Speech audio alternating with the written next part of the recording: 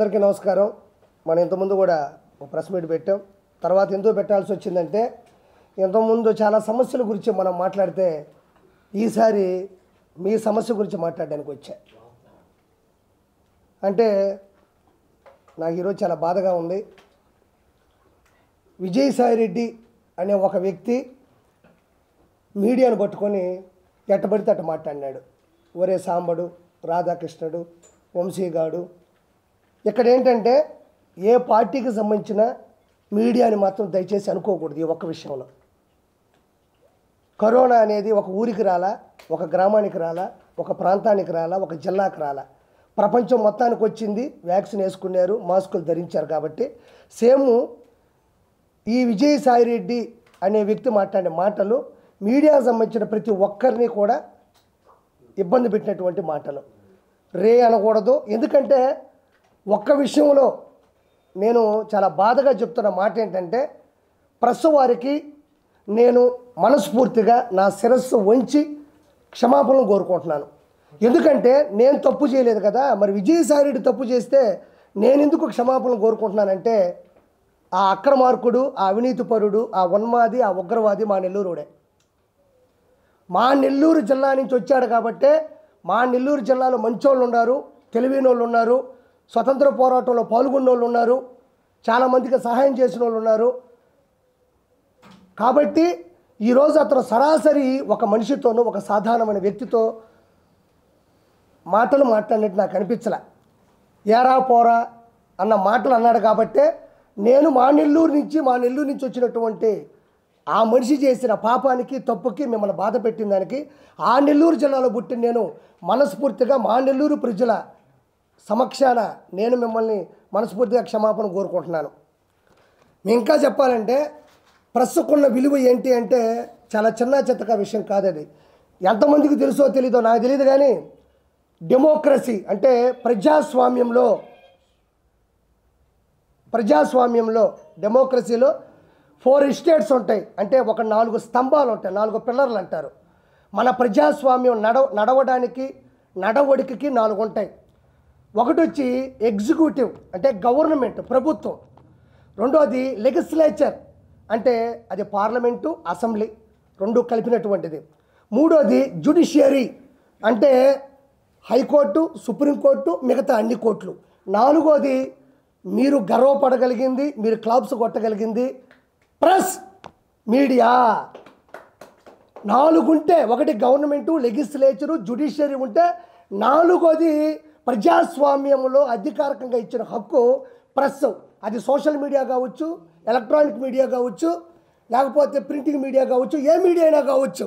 వాడు చిన్నోడైనా పెద్దోడైనా, చిన్న విషయమైనా పెద్ద విషయమైనా, అధికారంలో ఉన్నా అహంకారంలో ఉన్నా, వాడు ఎలాంటి వాడైనా తప్పు చేస్తే వచ్చబిపించే కెపాసిటీ ఉన్న ఏదన్నా అధికారికంగా ఒకటి ఉంది అంటే అదే మీడియా. ఈరోజు కిరాకార్పి స్థాయికి వచ్చాడంటే చేపల పులుసు, నెల్లూరు పెద్దరెడ్డి చేపల పులుసు పెట్టినా, నేను ఎంగేజ్మెంట్ చేసుకున్నా, జబర్దస్త్లో ఉన్నా, బయటకు వచ్చినా, పొలిటికల్గా మాట్లాడినా, ఈరోజు నేను బయటికి వెళ్తే ఒక్కొక్క వీడియో ట్రెండింగ్లో ఉందంటే నా హావభావాలు కావచ్చు, నా ఆలోచనలు కావచ్చు, నా అగ్రెసివ్ కావచ్చు జనాలకు తెలుస్తుందంటే మా అమ్మో, మా నాయనో, నా భార్య చెప్తే జనాలకు తెలియదు. మీడియాని నమ్ముకున్నా, మీడియా నన్ను ఈరోజు నిలబెట్టి ఒక స్థాయిలో, ఒక స్థానంలో నిలబెట్టింది. కాబట్టి ఆ మీడియాకి నేను నా శిరస్సు ఉంచి మా నెల్లూరు ప్రజల తరపున ఒక వ్యక్తి చేసినటువంటి చెడ్డ పనికి మేము సిగ్గుతో తలదించుకుంటూ మీ అందరికీ శిరస్సు ఉంచి నేను నా యొక్క క్షమాపణలు కోరుకుంటున్నాను దయచేసి. ఎందుకంటే అతను కూడా నెల్లూరు జిల్లాలో తాళపూడి అనే గ్రామంలో వచ్చాడు. మా దౌర్భాగ్యం. అదే నెల్లూరులో వేమిరెడ్డి ప్రభాకర్ రెడ్డి లాంటి గొప్ప వ్యక్తి రావడం మా సౌభాగ్యం. నేను ఎందుకు చెప్తున్నానంటే తప్పుగా అనుకోకూడదని. నెల్లూరు జిల్లాలో శ్రీ పొట్టి శ్రీరాములు గారు, చాలామందికి తెలియాలి విషయం. పొట్టి శ్రీరాములు గారు ఎవరు అంటే ఆ నెల్లూరు జిల్లా పేరు అంటున్నారు. 50 అంటే మన ఆంధ్రప్రదేశ్ ఇప్పుడు హైదరాబాదు విడిపోయింది కానీ తెలంగాణ అట్లా. మన ఆంధ్రప్రదేశ్ ఒకప్పుడు తమిళనాడులో కలిసిపోయి ఉండేది. భాష ప్రకారం ఇతరుల పనుల మీద కూడా మనం చాలా బానిసత్వంలో ఉండేవాళ్ళం తమిళుల మధ్యన.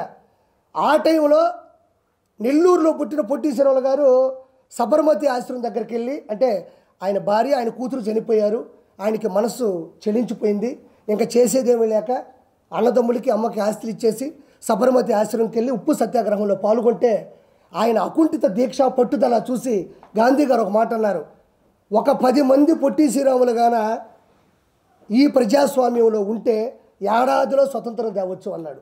అలాంటి గొప్ప వ్యక్తిని కన్న నేల మా నెల్లూరు. తర్వాత స్వతంత్రం వచ్చిన తర్వాత ఆయన అడిగాడు అంతకుముందే గాంధీ గారిని, నెహ్రూ గారిని, సార్ నేను స్వతంత్ర ఉద్యమంలో పాల్గొంటాను, నేను ప్రాణాలనైనా వదిలేస్తాను, కానీ రాగానే మా ఆంధ్ర రాష్ట్రం కూడా తమిళుల మధ్య నలిగిపోతుంది, మాకు కూడా సపరేట్గా ఒక స్వతంత్రాన్ని ఇచ్చి మాది ఒక సపరేట్గా ఒక రాష్ట్రాన్ని చేయండి అంటే ఓకే అన్నారు. ఆ తర్వాత ఇవ్వకపోతే బంకు పట్టి తట్టుకోలేక జార్జి టౌను అన్నాపిల్లై వీధి చెన్నైలో కూర్చున్నాడు. ఒక్కరోజు కాదు 2 రోజులు కాదు, ఇది మామూలు దీక్ష కాదు. పచ్చి మంచినీళ్ళు కూడా తీసుకోకుండా, అన్నం కూడా తీసుకోకుండా, ఒత్త గాలితోనే ఒకరోజు కాదు 2 రోజులు కాదు 3 రోజులు కాదు ఏకదాటిగా 58 రోజులు అస్థి పంజరాలు బయటపడిపోయి మలమూత్ర విసర్జనలు, కిందకు వచ్చే మలమూత్ర విసర్జనలు కూడా రివర్స్ అయిపోయి నోటుకుండా ముక్కుకుండా చెవులుకుండా వస్తుంటే ఎర్రికాకలు పెట్టేవాడు. చాలామంది అతనికి నిమ్మరసమో నీళ్ళు పోసి లేపుదాం అనుకున్నా కూడా ఆయన తగ్గల, మొగ్గుబట్టు పట్టాడు, నాకు తమిళనాడు నుంచి మా ఆంధ్ర రాష్ట్రాన్ని సపరేట్ చేయండి అన్నాడు. ఆఖరికి 58 రోజుల తర్వాత అస్థి పంజరాలతో కూడి ఎముకల మీద పురుగులు పారాడుతూ ఉన్నా కూడా చివరి శ్వాస వరకు పోరాడి చనిపోయిన తర్వాత మన ఆంధ్ర రాష్ట్రం సపరేట్గా ఒక రాష్ట్రంగా ఫామ్ అయింది. దానికి ముఖ్య కారకుడు శ్రీ పొట్టి శ్రీరాములు, నెల్లూరు జిల్లా శ్రీ పొట్టి శ్రీరాములు గారు. అదేవిధంగా ఇది ఇంతెందుకు చెప్పాల్సి వస్తుందంటే ప్రస్తుకున్న విలువ మా ఊళ్ళో జరిగిన తప్పుడు ఉద్దేశాలు చెప్తున్నాయి. పొచ్చలపల్లి సుందరయ్య గారు తన చిన్న వయసు అంటే తన తక్కువ జాతి వాళ్ళని ఇంట్లో అన్నం పెట్టకపోతే అడిగి బయటికి వెళ్ళిపోయి వాళ్ళకి తనతో పాటు పక్కన కూర్చోబెడితే కానీ నేను తిన్ను అని ఆ వయసులోనే సుందరరామరెడ్డిని పేరు నుంచి రెడ్డి తీసేసి అందరితో పాటు సమానత్వం ఇచ్చిన వ్యక్తి. అదేవిధంగా ఆయన కమ్యూనిస్టు భావజాలను కలిగిన వాడు, అందరూ సమానంగా ఉండాలి, సమానంగా బతకాలి, సమాంతరంగా న్యాయం ఉండాలనుకున్న ఒక వ్యక్తి. 3వ పాయింట్ ఏంటంటే ఆయనకు పెళ్ళైన తర్వాత ఆయనకు పిల్లలు పుడితే ఎక్కడ తన భావాజాలానికి తన కమ్యూనిస్టు సంబంధించినటువంటి ఆలోచనలకి సరిగ్గా నడవడిక ఉండదు, వాళ్ళు ఏదైనా తప్పు చేస్తే మన స్వార్థం కోసం మన పద్ధతులు మార్చుకుంటామేమో అనుకొని ఆయన తన భార్యకి పెద్ద ఆపరేషన్ చేయించేశాడు. అంటే అంత గొప్ప వ్యక్తి సుందరయ్య గారు. మీకు తెలియని విషయం కాదు, ఇక్కడ కూడా ఉంటాయి స్టాచ్యూలు కూడా. పొచ్చలపల్లి సుందరయ్య గారు, ఆ తర్వాత దూపగంట రోషమ్మ గారు సంపూర్ణ మద్యపాన నిషేధం కోసం ఆ రోజుల్లోనే తన 2 పిల్లకాయలు సారాయి ముందు దాగి కొట్టుకుంటుంటే మా ఇంట్లోనే ఇట్టుంది పరిస్థితి, మిగతా ఆ ఇళ్లలో ఎలా ఉందని చెప్పి ఆడవాళ్ళందరినీ నడుం బిగించి హైదరాబాద్ తీసుకొచ్చి ఎన్టీ రామారావు గారి దగ్గర వాగ్దానం చేయించుకొని ఆ తర్వాత ఎన్టీ రామారావు గారు గెలవగానే మొదటి సంతకం పెట్టిందే సంపూర్ణ మద్యపాన నిషేధం దూపగుంట రోషమ్మ గారు. అంటే ఆడది గడప దాటమే కష్టం అనుకున్న రోజుల్లో చేసిన పని. ఆ తర్వాత వేమిరెడ్డి ప్రభాకర్ రెడ్డి గారు కొన్ని కోట్ల రూపాయలు ఖర్చు పెట్టి ఉచితంగా స్కూళ్ళు కానీ వైద్య విద్య, ఈరోజు 130 వాటర్ ప్లాంట్లు కుల మతాలకు అతీతంగా చేస్తూ ఉన్నాడు. ఈరోజు కోట్ల రూపాయలు ఖర్చు పెట్టాడు. ఈరోజు మీకు తెలియని విషయం ఏంటంటే ఈ అక్రమార్కుడు, ఈ దుర్మార్గుడు, ఈ అవినీతిపరుడు పోటీ చేసింది ఎవరి మీదో కాదు, అదే నెల్లూరులో ఉండే దేవుళ్ళ లాంటి మనిషి వేమిరెడ్డి ప్రభాకర్ రెడ్డి గారి మీద 2,60,000 ఓట్లతో ఒక ఎంపీగా ఆయన గెలవడం అంటే చిన్న చితక విషయం కాదు. ఆయన మీద ప్రేమ, ఇతని మీద ద్వేషం. ఆయన సతీమణి కూడా 54,000 ఓట్లతో కోవూరు ఎమ్మెల్యేగా కూడా గెలిచారు. అంటే మా నెల్లూరు అంత గొప్పోళ్ళు వచ్చారు, ఎంతవరకు చూడనటువంటి ఇలాంటి దౌర్భాగ్యుడు కూడా మాకు వచ్చాడు. మీ ప్రెస్ వాళ్ళని అనేది ఇలా మాట్లాడకూడదనేది నాకు చాలా బాధగా అనిపిస్తూ ఉన్నది. అందుకని నేనే కోరుకున్నా. ఇంకా అలాంటి వ్యక్తుల్ని ఆల్రెడీ ఆపేసే ప్రయత్నాలు కూడా వస్తున్నాయి. కాబట్టి ఇది విషయం. ఇంకా రెండోది ఏంటంటే నాకు 2 ప్రశ్నలకి సమాధానం కావాలా. వైఎస్ జగన్మోహన్ రెడ్డి ఇప్పుడు ప్రతిపక్ష నాయకుడిగా ఉన్నాడు.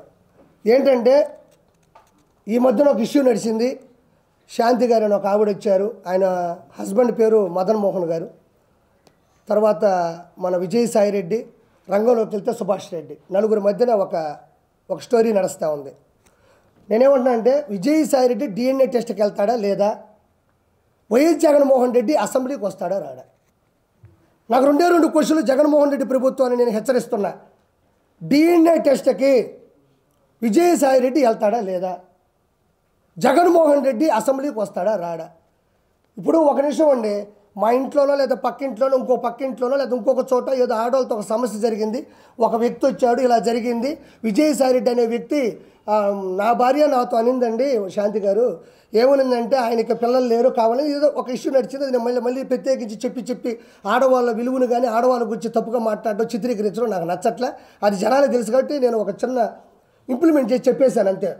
ఇప్పుడు ఏమంటున్నారంటే జనాలు ప్రజల చేత ప్రజల కొరకు ప్రజల యొక్క ఉన్నటువంటి ఈ రాజ్యాంగబద్ధంలో ఒక వ్యక్తి ఒక ఎంపీగా మెంబర్ ఆఫ్ పార్లమెంటు రాజ్యసభ సభ్యుడిగా ఢిల్లీలో ఉన్నాడు. ఎక్కడ? మన ఆంధ్రప్రదేశ్లో ఎన్నుకోబడినటువంటి ఒక రాజ్యసభ సభ్యుడు ఢిల్లీకి వెళ్ళినప్పుడు వాళ్ళు ప్రశ్నిస్తారు, మేము నీకు ఓట్లేసి గెలిపించాం కదా, నువ్వు మంచోడు అనుకున్నాం కదా, ఆ అమ్మాయి వచ్చి ఇప్పుడు ఒక అలిగేషన్ పెట్టింది, వాళ్ళ హస్బెండ్ వచ్చేసి ఆవిడ నాతో అనింది, కాబట్టి నువ్వు దీనికి సమాధానం చెప్తావా లేదని అడుగుతున్నారు. నేను కాదు అడిగేది, ప్రజలు అడుగుతారు. ఆంధ్రప్రదేశ్లో 175 నియోజకవర్గాలు ఉన్నాయి, 25 ఎంపీలు ఉన్నాయి, మీకు తెలియదేం కాదు.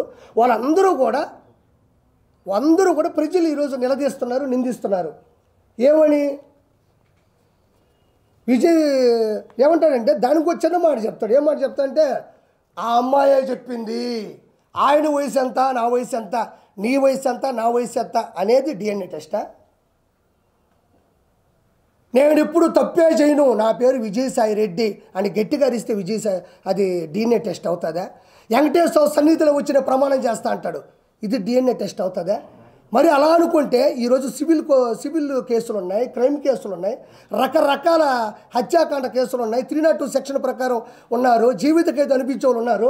వాళ్ళందరూ కూడా ఇదే మాట చెప్తారు, మా అమ్మ మీద ఒట్టేది చెప్తున్నాను, మా నాయన మీద ఒట్టేది చెప్తున్నాను, మా అమ్మని అడగండి నేను ఎంత మంచోడ్ను, మా ఊరోళ్ళని అడగండి ఎంత మంచోడ్ను.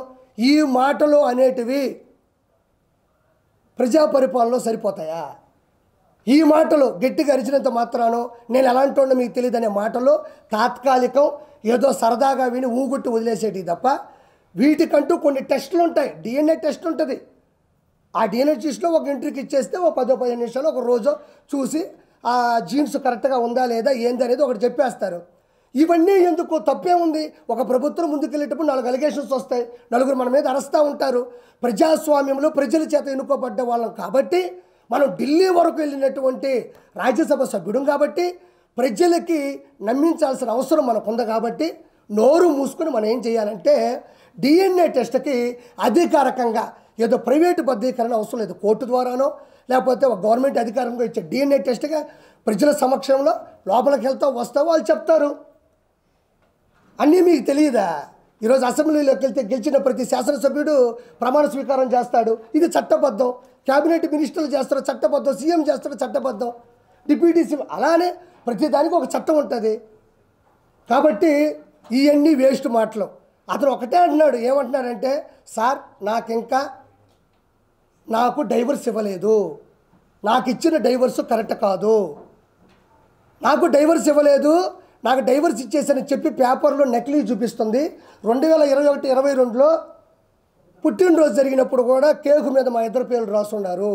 అంటే నేను విడిపోయినప్పుడు, నేను బయటకు వచ్చేసినప్పుడు నా మీద ప్రేమ ఎక్కడి నుంచి వస్తుంది అని మాస్కులు వేసుకోకుండా కేక్ కట్ చేసేటప్పుడు కూడా ఒక వీడియో వచ్చింది. అంటే ఇవన్నీ కూడా ఎవరికైనా అర్థమైపోతుంది ఇది కరెక్ట్ అని. ఎందుకంటే ఒక భర్త వచ్చేసి 2 ఆడపిల్లకాయలు పెట్టుకొని భార్యని నిలదీసి బయట పెడితే పరువు పోదా? ఇప్పుడు 2 పిల్లకాయలు ఆడపిల్లలే కదా వయసుకు వస్తున్నారు. కాబట్టి ఖచ్చితంగా విజయసాయిరెడ్డి అనే వ్యక్తి 100% ఆల్రెడీ నిందితుడు. ఆల్రెడీ కొత్తగా నిందించాల్సిన అవసరం లేదు. ఆల్రెడీ విజయసాయిరెడ్డి అనే వ్యక్తి A2గా ఉన్నాడు, అక్యూజ్డ్ 2. ఒక ఎవరే పర్లేదు వాడి పెట్టి మళ్ళీ దాన్ని ఎత్తుక్కోలేదు, ఇప్పుడు వచ్చిందే లేదని ప్రింట్. ఓకే డన్, సరదాగా. ఇప్పుడు నేను ఒకటి అంటున్నా, ఆల్రెడీ A2 ఇతను ఆల్రెడీ పోయి చెప్పకూడదు తిన్నాడు, సెంట్రల్ జైల్లో చెప్పకూడదు తినేసి వచ్చినాడు. అలాంటి వ్యక్తి ఇది చేసుంటాడని ఎవరైనా నమ్ముతారు. కాబట్టి డిఎన్ఏ టెస్ట్కి ఖచ్చితంగా అటెండ్ అవ్వాలి. డిఎన్ఏ టెస్ట్కి విజయసాయిరెడ్డి కూడా ఇప్పుడు కూడా పెట్టాడు ఒకటి, నాకు ఏ మహిళతోనూ అక్రమ సంబంధాలు లేవు ఇప్పుడు పెట్టాడు. ఒకసారి చూసుకోండి, ఇందాక ట్వీట్ చేసినట్టున్నాడు మన ప్రభు, చూసుకోండి. తనకు ఏ పరాయి మహిళతోనూ అక్రమ సంబంధాలు లేవని విజయసాయిరెడ్డి తెలిపారు. వెంకటేశ్వర సన్నిధిలో వెంకటేశ్వర నాశనం చేసిందే వీళ్ళు, వెంకటేశ్వర కొండని నాశనం చేసిందే ఈ వైఎస్ఆర్సీపీ ప్రభుత్వం. మళ్ళీ వెంకటేశ్వర సన్నిధికి వెళ్తారంట, వెంకటేశ్వరని భయపెట్టిందే వీళ్ళు, వెంకటేశ్వర కొండని కూల్చిందే వీళ్ళు మళ్ళీ వెంకటేశ్వర సన్నిధికి వెళ్తారంట. ఎందుకంటే ఎగిస్తంటే 11 వచ్చినాయి, ఈసారి కానీ పోయినాడంటే మళ్ళీ ఎగిస్తాడు.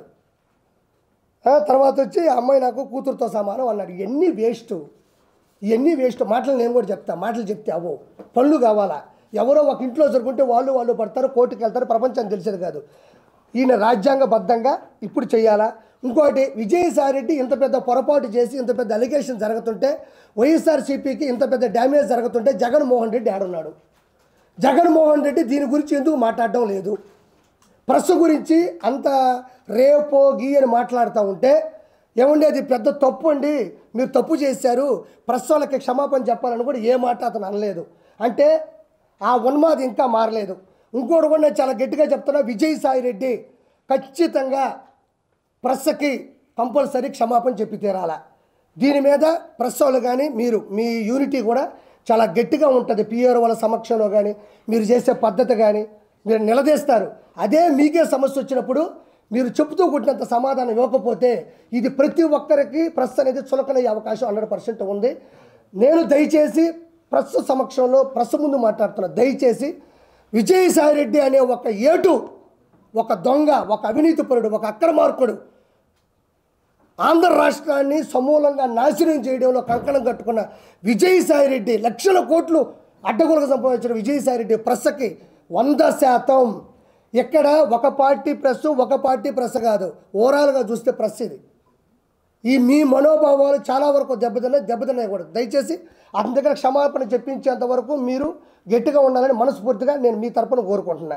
ఆ తర్వాత YS Jaganmohan Reddy A1 A2 అయిపోయింది. A1 ఈరోజు వినుకొండ అనే ఒక ఊర్లో ఒక రషీద్ అనే అబ్బాయిని, జిలా అనే అబ్బాయి నడి రోడ్డు మీద చంపేసిన తర్వాత వెంటనే మన గురువు గారు మంచి కాన్వాయ్ వేసుకొని జబర్దస్త్గా గబగబా వచ్చాడు. ఆడికి వెళ్ళినాడు, లోపలికి వెళ్ళినాడు. జగన్మోహన్ రెడ్డి వచ్చాడు, దిగాడు, లోపలికి వెళ్ళాడు, బయటకు వచ్చి ప్రెస్ పెట్టాడు. ఏడవరకే మనం మాట్లాడదాం, కథంతో తేలిపోద్ది. జగన్మోహన్ రెడ్డి వచ్చేటప్పుడు ఆయన కాన్వాయ్లో ఉండే ఒక బండి బాగాలేదంట, కావాలనే దిగి ఇంకో బండి ఎక్కడం. అంటే నన్ను సరిగ్గా చూసుకోవడం లేదు, నన్ను పట్టించుకోవడం లేదు, నన్ను వీళ్ళు చంపేద్దాం ట్రై చేస్తున్నారు. అదే బండి చంద్రబాబు నాయుడు గారు 2014 నుంచి 2019 ఉన్న, 19 నుంచి 24 ఉన్న, ప్రతిపక్ష హోదాలో ఉన్న అందరూ వాడినట్టు బుల్లెట్ ప్రూఫ్ కారే అది.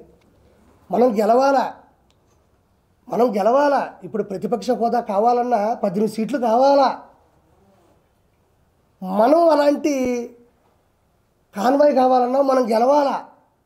మనం గెలవకుండా మనకు కావాలా అంటే కుదరదేడా. ఐఏఎస్ ఉంటుంది, ఐపీఎస్ ఉంటుంది, ఇక్కడ ఎమ్మెల్సీ ఉంటుంది, లేకపోతే మన ఎమ్మెల్యే ఉంటుంది, మెంబర్ ఆఫ్ లెజిస్లేటివ్ అసెంబ్లీ ఉంటుంది, లేదా మెంబర్ ఆఫ్ లెజిస్లేటివ్ కౌన్సిల్ ఉంటుంది. దానికి తేడా ఉంటుంది. మనం గెలవడంలోనూ, ప్రజల చేత ఎన్నుకోబోవడంలోనూ, మన మెజారిటీ వల్ల మనకు వచ్చేటువంటి స్థాయి ఉంటుంది తప్ప మనం గబగబా దిగేసి ప్రాంక్ వీడియోస్ చేస్తారు చూడు, గబగబా ఈ బండి దిగి ఆ బండి ఎక్కినంత మాత్రాన జగన్మోహన్ రెడ్డి చెప్తున్నా, నీకు ఎవడు కొత్త బండి ఎవడు, ప్రభుత్వం ఏదైతే నియమిస్తుందో ఆ బండే ఇస్తారు నీకు. ఒకటో పాయింట్, దాన్ని జనాల ముందు ఫోకస్ చేయడం. నన్ను అంటే ప్రజలు ఒక చోట ఉంటే మనోడు ఉడికెత్తిపోతాడు. ప్రజలు ఒక చోట ఉన్నాడంటే ఉడికెత్తిపోతాడు. ఆ ఉన్మాది ఎట్ట ఉడికెత్తిపోతాడంటే వాళ్ళ ముందు చేయాలి. అంటే వాళ్ళ ముందు చేస్తే కదా, అమ్మో జగన్మోహన్ రెడ్డికి బండి తీసేసి ఆ బండి ఇచ్చారు, ఆ బండిలో చంపేస్తారేమో అందుకని ఇంకో బండి ఎక్కాడు అనేది అక్కడ చిత్రీకరించడానికి ట్రై చేశాడు. ఇది ఒకటో పాయింట్, జనాలు తెలుసుకోవాలా. రెండో పాయింట్, వచ్చిన తర్వాత ఏం చేశాడు, బండి డోర్ తీసి చక్కగా నోరు ఓపెన్ చేసి ఇలా పెట్టి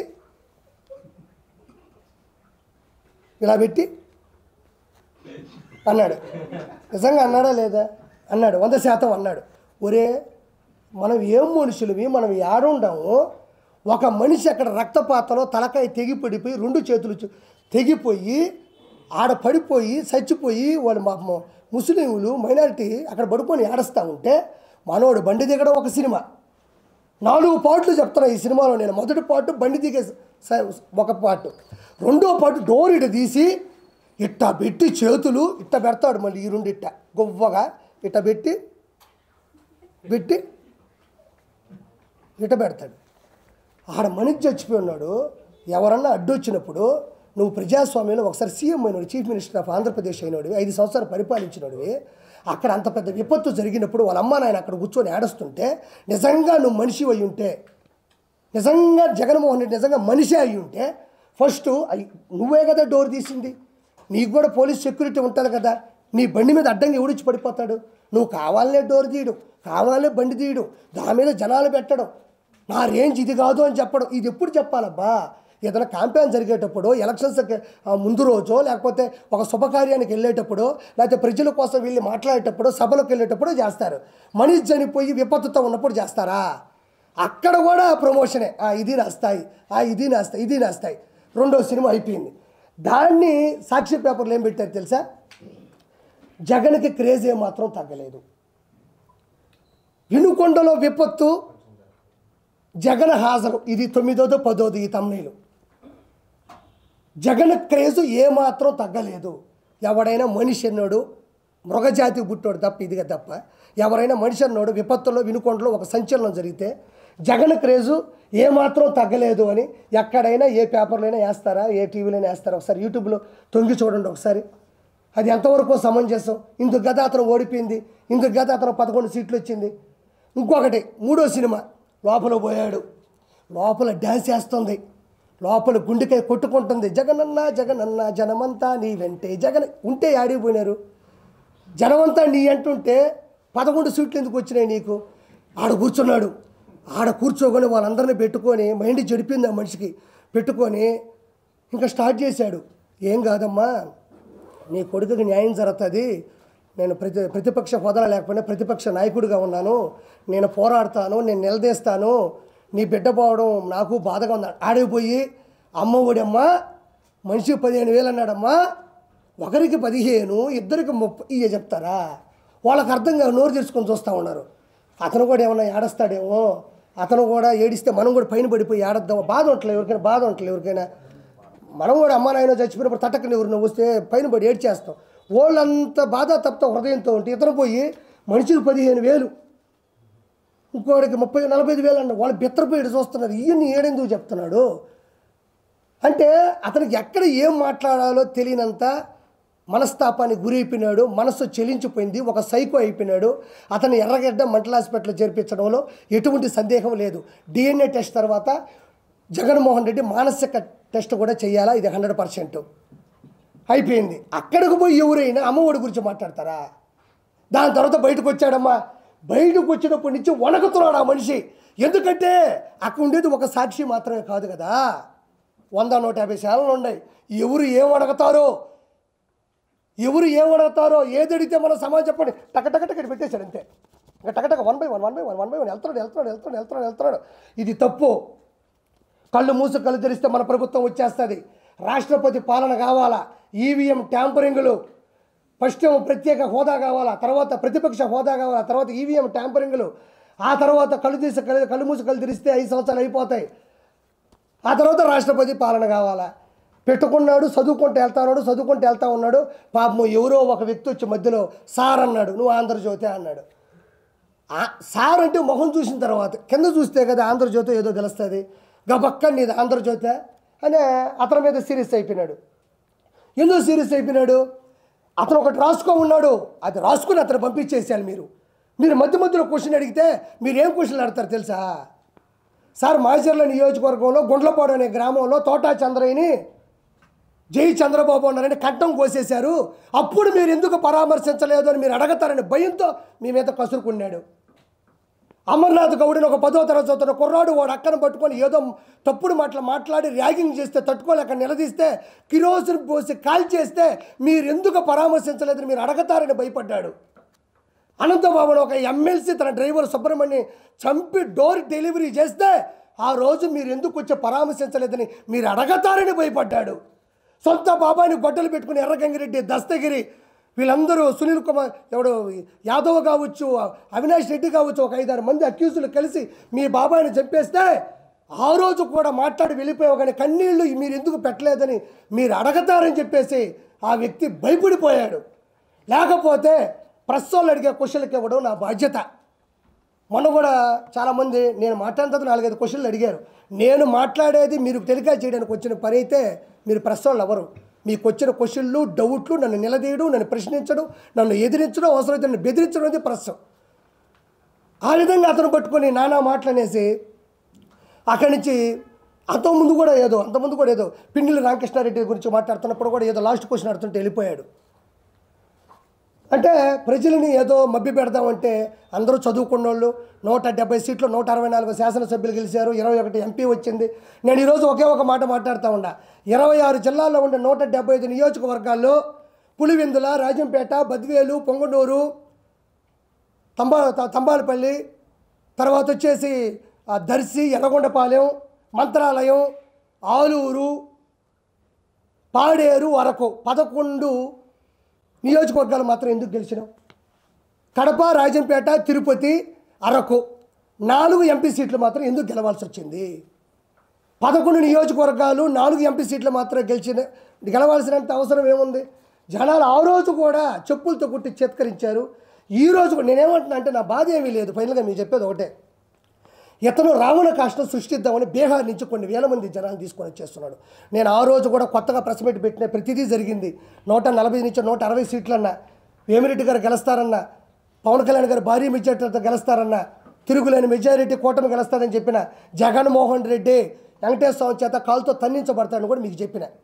ఈరోజు కూడా చెప్తా ఉండా, అతను రావణ కాష్టం సృష్టించడానికి సిద్ధంగా ఉన్నాడు. అంటే మధ్యంతర ఎన్నికలు అంటే ఏమంత అవిశ్వాసం జరిగింది, ఏమంత అవిశ్వాస తీర్మానం ఉంది, ఏమంత ఒక వ్యక్తి, ఒక రషీద్ అనే కుర్రాడు, ఒక జలాన్ అనే కుర్రాడు, ఇద్దరు ముస్లిం మైనారిటీ సభ్యులు, ఇద్దరు కూడా ఆల్రెడీ వైఎస్ఆర్సీపీలో ఉన్నోళ్ళే. వాళ్ళు వైఎస్ఆర్సీపీలో ఉన్నారు, ఫోటోలు దిగుతున్నారు. వాళ్ళు ఒక 5-10 సంవత్సరాల నుంచి కూడా గొడవలు పెట్టుకొని పెట్రోల్ మీద వాళ్ళ బైక్ మీద ఇతను దాడి చేయడం, వాళ్ళ చెల్లిని ఇతను ఏదో అనడం, వాళ్ళ మీద కూడా ఎఫ్ఐఆర్లు కూడా ఆల్రెడీ బుక్ అయ్యి ఉండే స్థానికంగా కూడా వినుకొండలో. ఇవన్నీ ఉన్నప్పుడు జగన్మోహన్ రెడ్డి ఒకటి చేయాలి, రావాలి, అమ్మ మేము ప్రశ్నిస్తాం, మీకు న్యాయం చేస్తాం, మీకు చనిపోయిన దానికి మేము బాధపడుతున్నాం, డబ్బులు ఇప్పిస్తామని చెప్తాం. వచ్చి రాగానే ఇది చేసింది టీడీపీ వాళ్ళిద్దరూ వైఎస్ఆర్సీపీ అయ్యి ఉంటే, నీ కార్యకర్తలు అయ్యి ఉంటే, వాళ్ళకి పడకపోతే వాళ్ళు చచ్చిపోయినా కూడా ఒక మనిషిని విడదీసి టీడీపీలు వేస్తావా? అది ఎంతవరకు సమంజసం? అదేమన్నంటే ఫోటో దిగు, ఏమయ్యా నేను కూడా ఒక బర్త్డే చేసుకుంటా, 10 మందిని పిలిస్తే 20 మంది వస్తారు, వాళ్ళు వచ్చి నాతో ఫోటో దిగి నోట్లో ఒక కేకు పెట్టినప్పుడు నోరు మూసుకుని ఉంటాను. నేనా నోరు తెరుస్తాను కదా? నోరు తెరిగినా అది సభా మర్యాద కదా? నోరు తెరిగినా వాళ్ళు ఏమన్నా చెప్పండి, ఏమన్నా ఎమ్మెల్సీయా, జడ్పీటీసీయా, ఎంపీటీసీయా, లేకపోతే వాళ్ళు ప్రధాన కార్యకర్తలా, లేకపోతే మీ చేత సభ్యత్వం తీసుకున్న వాళ్ళు వైఎస్ఆర్సీపీ టీడీపీ అని చెప్పడానికి, లేకపోతే ఇంతకుముందు ఎమ్మెల్యేలా, లేకపోతే ఒక స్పోక్ పర్సన్సా, లేకపోతే అంతర్జాతీయ ప్రధాన కార్యదర్శులా, వాళ్ళని వీళ్ళు టీడీపీ అని చెప్పడానికి వాళ్ళు చేసినటువంటి ప్రోత్సాహంగా ఉన్నటువంటి వాళ్ళకు ఉన్నటువంటి పదవి ఏంది? వాళ్ళు సామాన్యంగా ఎవరుంటే వాళ్ళ జోలికి వెళ్ళేవాళ్ళు. కాబట్టి ఆ విషయంలో కూడా వాళ్ళిద్దరు వైఎస్ఆర్సీపీ కార్యకర్తలు వాళ్ళు కొట్టుకున్నారు, చనిపోయినారు. కానీ అందరం కూడా బాధపడాల్సిన విషయం ఏంటంటే వాళ్ళు ఆ విధంగా కొట్టుకోవడం, చనిపోవడం, నడి రోడ్డు మీద కూడా జరగడం అనేది వాళ్ళ తల్లిదండ్రులు తీరని దుఃఖం. అది వాళ్ళు త్వరగా కోలుకోవాలని ప్రభుత్వం కూడా వాళ్ళకి మంచి చేయాలని మనస్ఫూర్తిగా కోరుకుంటాం తప్ప అది వచ్చేసి టీడీపీ వీళ్ళు వచ్చేసి అంటే అతను పరామర్శించాలంటే ఎన్ని పరామర్శించకూడదు. ఒక చిన్న రుజువు ఇస్తాను. మనోడు ఏమన్నా అంటే మనం ఏమన్నా అంటే అక్కడ కేకు తినిపిస్తూ ఉన్నాడు, అక్కడ లోకల్ ఎమ్మెల్యే అనుకుంటా, ఎమ్మెల్యేనో ఎవరు ఒక ఫంక్షన్కి వెళ్ళినప్పుడు కేకు తినిపిస్తూ ఉన్నాడు. ఆ కేకు తినిపించాడంటే ఇది ఏమిటిది అన్నాడు, గుర్తుందా? ఏమిటిది అన్నాడు. అంటే కేకు తినిపిస్తున్నప్పుడు వాళ్ళ మనుషులే కదా అన్నాడు. ఈరోజు చూడండి, ఇతను వచ్చి సునీల్ కుమార్ యాదవ్, ఇది బాగా చూడండి ఒకసారి. ఈవిడ వచ్చి భారతీరెడ్డి గారు, జగన్మోహన్ రెడ్డి గారు సతీమణి. వచ్చిందా?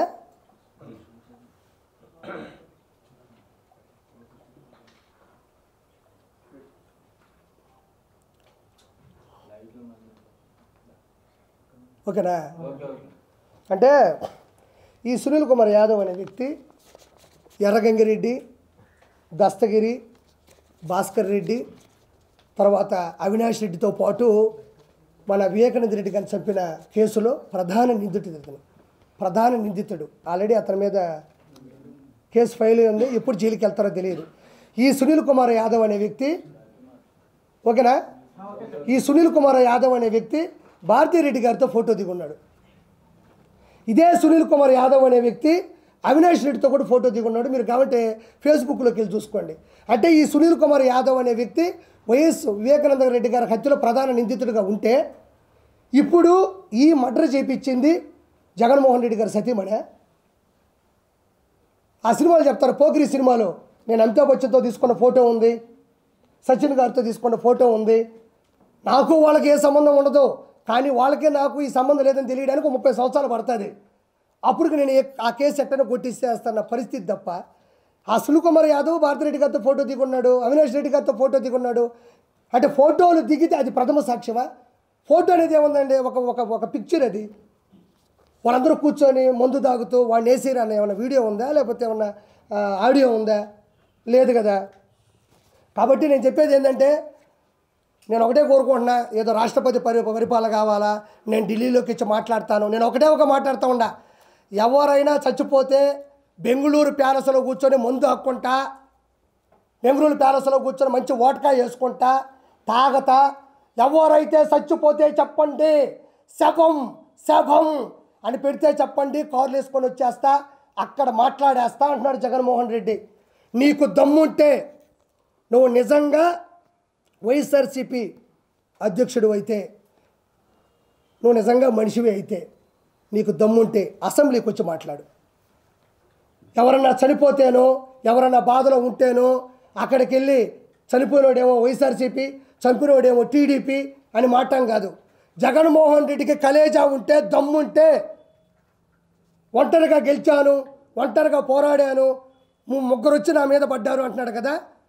నీకు దమ్ముంటే అసెంబ్లీకి వచ్చి మాట్లాడు. నీ దమ్మేంటో, నీ ధైర్యం ఏంటో అసెంబ్లీలో తేలిపోతుంది. ఎందుకు అసెంబ్లీ నుంచి తప్పించుకుంటున్నావు? నిన్ను ఎవరన్నా కొట్టారా, ఎవరన్నా తిట్టారా? నిలదీస్తారు. ఆ రోజు చంద్రబాబు నాయుడు గారి సత్యమని భువనేశ్వర్ గారిని పట్టుకొని మీ వంశీ మాట్లాడుతూ ఉంటే చక్కగా నవ్వుకోలేదా? జగన్మోహన్ రెడ్డి భువనేశ్వర్ గారిని పట్టుకొని నిండు సభలో అసెంబ్లీ సాక్షిగా వల్లభనేని వంశీ ఒక అతి పెద్ద తప్పుడు మాట మాట్లాడినప్పుడు అందరూ ఖండించారు. వైఎస్ఆర్సీపీలో ఉన్న సామాన్య మనుషులు కూడా ఖండించారు కాబట్టి 11 సీట్లు వచ్చినాయి.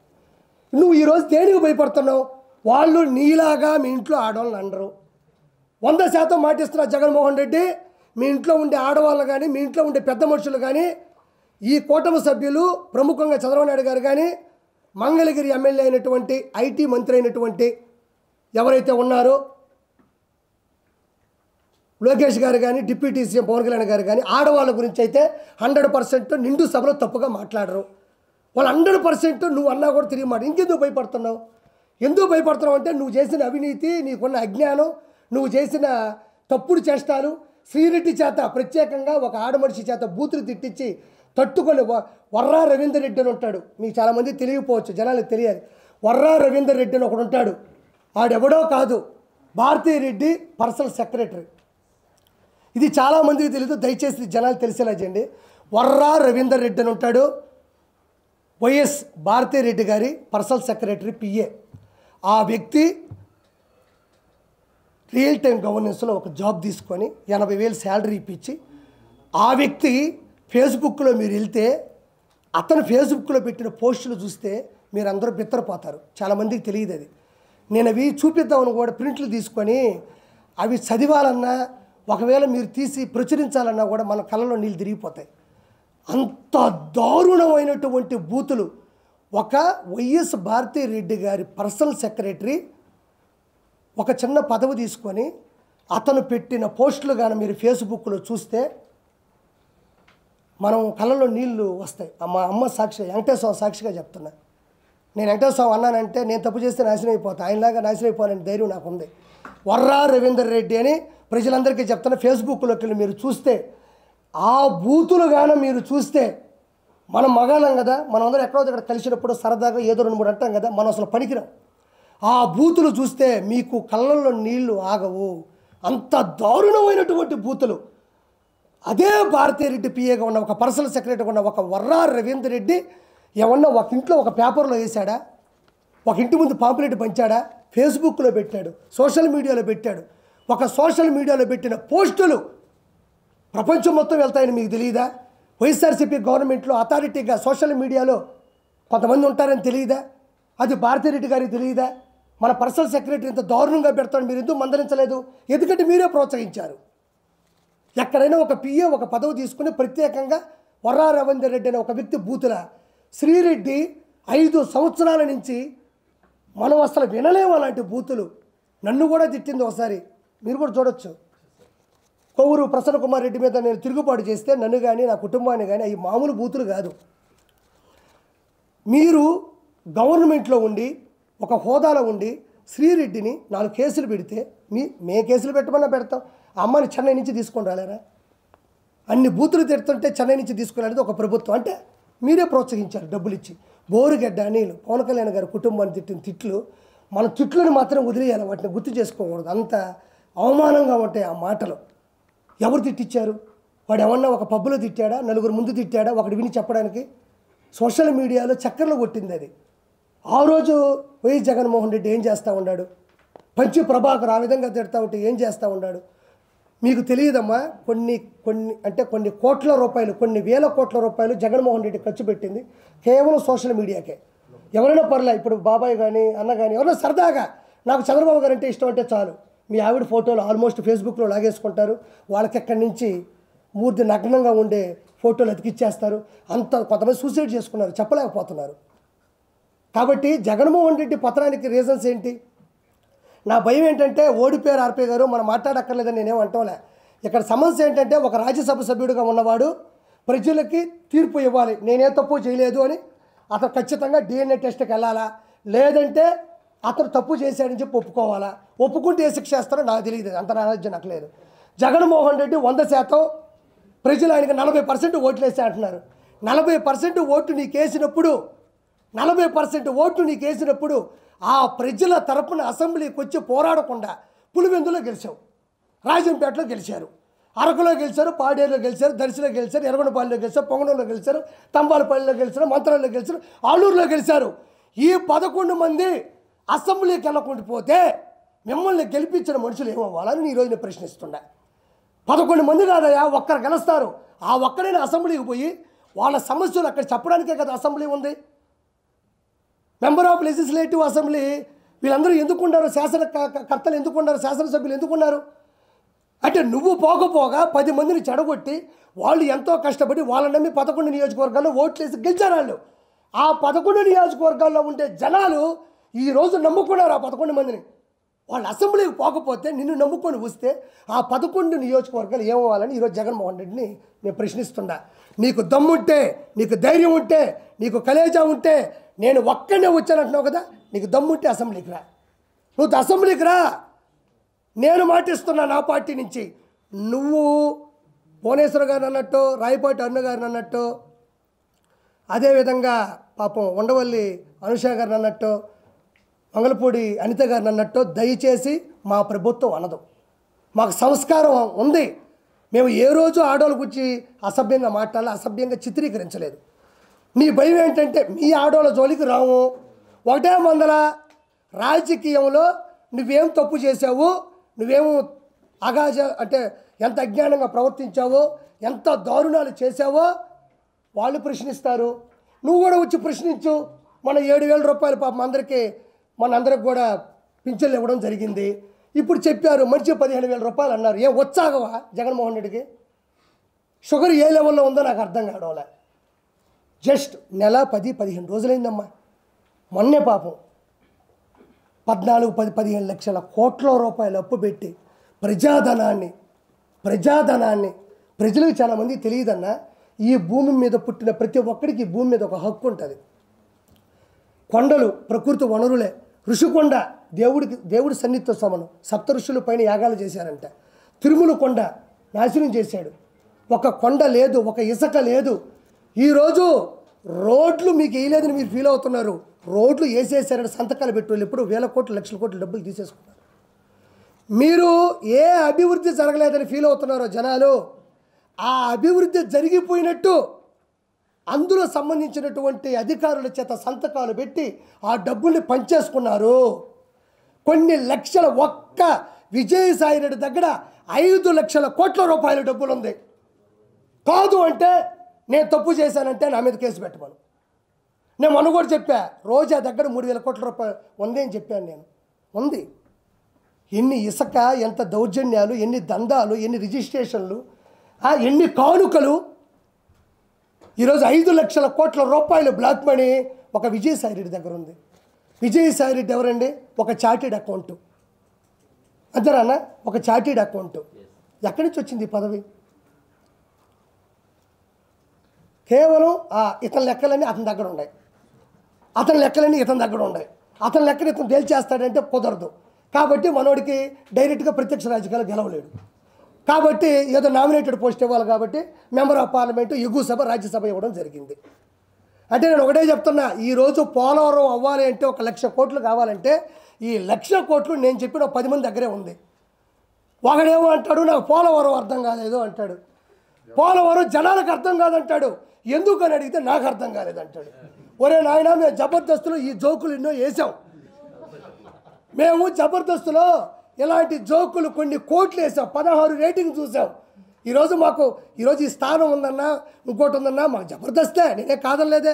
నేను వాదించింది సంస్థ మీద, జబర్దస్త్ షో మీద కాదు. మేము ఇలాంటి జోకులు జబర్దస్తులు ఎన్నో వేసేసాం. ఒకడంటాడు ఐటీ పరిశ్రమలు తీసుకురాలేదంటే నేను ఫారిన్కి వెళ్తే నాకు చలి తగులుతుంది, నాకు పెదాలన్నీ పగిలిపోతాయని ఒకడంటాడు, అదొక జోకు. ఒకడేమో పోలవరం అనేది ఎవరికి అర్థం కాదు, ఎందుకంటే నాకు అర్థం కాదంట. అంటే ఏంది ఇది? ఒక జల వనరుల అభివృద్ధి శాఖ మంత్రి, ఒక ఇరిగేషన్ డిపార్ట్మెంట్ మినిస్ట్రీ ఇస్తే ఈ విధంగా మాట్లాడతారా? ఏముంది అక్కడ పోలవరం అర్థం కాకపోవడానికి? కృష్ణా నది గోదావరి అనుసంధానం కలపగలిగిందే పోలవరం అంటారు. ఏలూరు జిల్లాలో పోలవరం ఒకటి ఉంది. ఇది పూర్వం 1941 సంవత్సరంలో వెంకటకృష్ణ అయ్యంగారు ఎవరు ఒక ఆయన వచ్చి, సార్ గోదావరి జలాలు అనవసరంగా నీళ్లు వెళ్ళి బంగాళాఖాతంలో కలిసిపోతుండాయి, ఇదొక్కటి దయచేసి కొంచెం టైం అయినా నాకు ఇస్తాను, నేను మనస్ఫూర్తిగా ప్రస్తుతం కోరుకుంటున్నా. నేను ఈరోజు పోలవరం గురించి ఒక 4 మాటలు చెప్తాను. నాకు తెలిసింది, చాలామందికి ఇది తెలియదు. పోలవరం అంటే ఏమీ లేదండి, ఏమీ లేదన్న విషయం వైఎస్ఆర్సీపీకి కూడా తెలుసు, ఎందుకంటే డబ్బులన్నీ ఎత్తేసారు. ఏమి ఉన్నదాడా, ఏముంటుందా? పోలవరం అనేది ఏంటంటే కృష్ణా నది, గోదావరి నది, ఈ రెండింటిని కలుపుతూ ఒక ప్రాజెక్ట్ చేయాలి, ఒక డ్యామ్ కట్టాలి, ఒక రిజర్వాయర్లు కట్టాలి. రిజర్వాయర్ అని తీసుకొని రిజర్వ్ నిల్వ ఉంచడం అంటారు. గోదావరి నది అనేది పైన ఉంటుంది, కృష్ణా నది కింద ఉంటుంది. గోదావరి నది దగ్గర లెక్కలేనన్ని నీళ్లు, కొన్ని లక్షల ఎకరాలు సాగు, అంటే ఒకటి కాదు పంట, 2 పంటలు ఇచ్చు, 3 పంటలు కూడా ఇచ్చు. అన్ని నీళ్లు పైనుంచి వచ్చే నీళ్లు, వర్షధారాల నుంచి వచ్చే నీళ్లు ఆ గోదావరిలోకి వచ్చి మనం అడ్డుకట్ట వేయకపోవడం వల్ల, దాన్ని అడ్డుగా ఏమీ పెట్టలేకపోవడం వల్ల వచ్చే నీళ్లు వచ్చినట్టు తెలిపి సముద్రంలో కలిసిపోతున్నాయి. ఆ నీళ్ళని మనం ఒక రిజర్వ్ చేసుకొని, ఒక ఆనకట్ట కట్టుకొని, ఒక డ్యామ్ కట్టుకుంటే ఆ నీళ్ళని అలా ఆపగలిగితే, ఆ నీళ్ళని మనం ఏం చేస్తామంటే దానికి అడ్డంగా వాలు కట్టుకుంటే ఆ నీళ్ళని 2, ఒక లెఫ్ట్ కెనాలు, ఒక రైట్ కెనాల్ అని 2 రకాలు ఉంటాయి. ఆ నీళ్ళని 2 వైపులకు మళ్ళిస్తే ఒక పక్క విశాఖపట్నం ఒక 3 లక్షల ఎకరాలకి సాగునీళ్ళు ఇవ్వచ్చు, తాగునీళ్ళు ఇవ్వచ్చు, కర్మాగారాలకి, పరిశ్రమలకు కూడా మనం నీళ్ళు ఇవ్వచ్చు. ఇటు నుంచి కృష్ణాకు పంపించవచ్చు, కృష్ణాకు కూడా కొన్ని లక్షల నీళ్ళని పంపించవచ్చు. అంటే నీళ్లు ఎక్కువగా ఉన్నటువంటి గోదావరి నుంచి నీళ్లు తక్కువగా ఉండే కృష్ణాలో పంపించి ఆ నీళ్ళని ప్రజలకి పంచడం. కాకపోతే ఇక్కడ సమస్య వచ్చిందంటే ఇది చిన్న విషయమే కదా, చేయొచ్చు కదంటే ఏమీ లేదండి. ఈ గోదావరి నీళ్ళు ఏవైతే వెళ్ళిపోతున్నాయో ఆ నీళ్ళకి అడ్డంగా ఒక డ్యామ్ కట్టాలి. ఆ డ్యామ్ కట్టాలంటే అది చాలా దూరం లోతు, అంటే బంకమట్టి, ఇసుక, అంటే గట్టి ఏదైతే మనం దృఢంగా ఉండే నేల ఉంటుంది కదా, ఆ నేల చాలా లోతులో ఉంది. అక్కడికి వెళ్ళి ఆ భూమి మీద మనం గోడ కట్టాలి, ఆనకట్ట కట్టాలి. ఇప్పుడు దాని మీద కట్టాలంటే అవ్వదు కదా. అప్పుడు ఏం చేయాలంటే అది అవ్వదు కాబట్టి ఇలా వెళ్తున్న నీళ్ళు ఏవైతే ఉన్నాయో వృధాగా, దానికి డయాఫామ్ వాల్ అని ఒకటి కట్టి ఆ నీళ్ళని ఇటు మరల్చి ఇక్కడ ఆనకట్ట కట్టాలి. ఇటు వెళ్తున్న నీళ్ళకి అడ్డుగా ఒక గోడ కట్టి ఇట్ట తిప్పి నీళ్ళని ఇక్కడ ఒక ఆనకట్ట కట్టాలి. అంటే ఇది పూర్తి చేసి ఆ నీళ్ళకి ఆనకట్ట కట్టి దానికి గేట్లు పెట్టి చేయాలా. 2 పక్కల 2 కెనాలు కట్టాలా. ఇది అర్థం కాకపోవడానికి ఏముంది ఇట్లా అర్థం కాకపోతే ఇటు పోయి నీళ్ళు ఎట్ట ఆపినావు, ఆ నీళ్ళు ఎటు తిప్పినావు, ఇక్కడ ఆనకట్ట కట్టావు, గేట్లు ఎత్తినావు, నీళ్ళు పోయినాయి, కృష్ణాకి ఇట పోయినాయి. ఇంక ఇట్లా ఆలోచించడానికి ఏముంది, అర్థం కాకపోవడానికి ఏముంది? డబ్బులు సరిపోవట్లేదు అనే దానికి ఓకే, రాష్ట్ర బడ్జెట్ ఎలా ఉందో మనకు తెలుసు, తెలియకపోవచ్చు. కాబట్టి ఫైనల్గా కోరుకునేది ఏంటంటే ఇక్కడ రాష్ట్రం రావణ కష్టంలో ఆయన ఎదురు చూస్తున్నాడు. కాబట్టి ప్రజలందరూ కూడా చాలా వరకు చైతన్యం అవ్వాలా. వీళ్ళందరూ ఆగడాలు కూడా అతి తక్కువ సమయంలోనే మూసేసే ప్రయత్నం జరుగుతూ ఉంది. కాబట్టి ఇది నేను చెప్పాలనుకుంటుంది. ఏటు విజయసాయి రెడ్డి మర్యాదగా వెళ్ళి ప్రజాస్వామ్యంలో ఉండవు కాబట్టి DNA టెస్ట్ చేయించుకోవాలా. రెండోది అసెంబ్లీకి జగన్మోహన్ రెడ్డి రావాలా. ఇవి రెండు రాగలిగితే ఎంతో కొంత మిమ్మల్ని జనాలు విశ్వసిస్తారు. నేను ఇప్పుడు కూడా చెప్తాను, 2029లో నాకు తెలిసే వైనాట్ 175 కూటమి. ఈరోజు చెప్తున్నాను నేను ధైర్యంగా.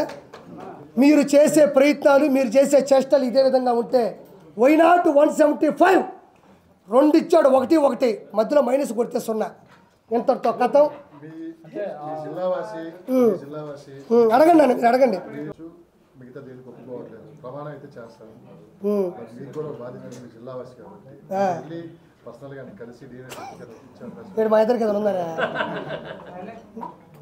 పర్సనల్గా ఏం చెప్పలేదనా. ప్రజాస్వామ్యంలో ఉన్నాడు, అది పెద్ద ఇష్యూ అయింది, వైరల్ అయిపోయింది. 100% ఆయన ఏమంటున్నా అంటే, నేను ఇంతవరకు ఆవిడ దగ్గర నేను డైవర్స్ తీసుకోలేదండి. రేపు ఏదన్నా బిడ్డ పుడితే రేపు నాకు పుట్టాడని చెప్పేసి నా ఆస్తుల భాగానికి వస్తారు, నాకు భయంగా ఉంది. కాబట్టి తను ఎవరికి పుట్టారు చెప్పేస్తే నేను ఈ ఇష్యూ తీసుకుని డైవర్స్ తీసుకుని వెళ్ళిపోతానని చెప్తున్నాడు. నాకు ఆస్తులు అంతస్తులు ఏమొద్దు అంటున్నాడు. ఇంకో మధ్యలో ఒక మాట చెప్పాలా, ఇప్పుడు 2,60,00,000 2,50,00,000 పెట్టి ఆవిడ ఒక విలా కొనుక్కునింది. 100% విలా కొనుక్కుంది, ఆధారాలతో సహా పట్టుబడింది. ఆయనే చెప్తున్నాడు, నేను 1,60,00,000 పెట్టుకొని బ్యాగు పట్టుకొని వచ్చాను, నాకు ఇద్దరు కూతురు పుట్టారు కాబట్టి నాకు, ఆయన చెప్పేశాడు, ఒప్పుకునేశాడు. రేపు కేసు వస్తే ఆయన కూడా జైలుకి వెళ్తారు, వేరే విషయం. 1,60,00,000 బ్లాక్ మనీ విజయసాయి రెడ్డి ఇస్తే మొగుడు తీసుకెళ్ళి ఇచ్చాడు. అందులో 60,00,000 సతీమణి సునంద గారు ఇచ్చారంట. ఆయన ఒప్పుకుంటున్నాడు. విజయసాయి రెడ్డి ఇంట్లో 60,00,000 రూపాయలు బ్లాక్ మనీ మదన్ మోహన్ గారికి ఇచ్చారంట. ఇదొక కేసు తేలాలా. ఇది ఇప్పుడు ఏంటంటే ఎవరికి పుట్టారు, ఏ పిల్ల పుట్టి ఈ కాదు ఇప్పుడు ముఖ్యం.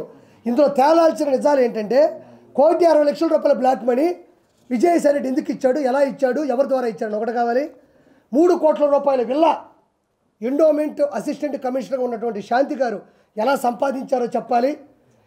ఇది చూసిన తర్వాత వెంటనే కేసు బుక్ చేసి ఈ శాంతి అనే ఒక వ్యక్తి, శాంతి గారు, మనం ఇంకా ప్రూవ్ లేదు కానీ మనం తప్పు మాట్లాడకూడదు, ఎన్ని ఎండోమెంటు భూముల మీద సంతకాలు పెట్టిందో, ఎన్ని కబ్జాలు చేశారు, ఎన్ని చేశారన్నది కూడా దీని ద్వారా బయటికి రావాలని కోరుకుంటున్నా.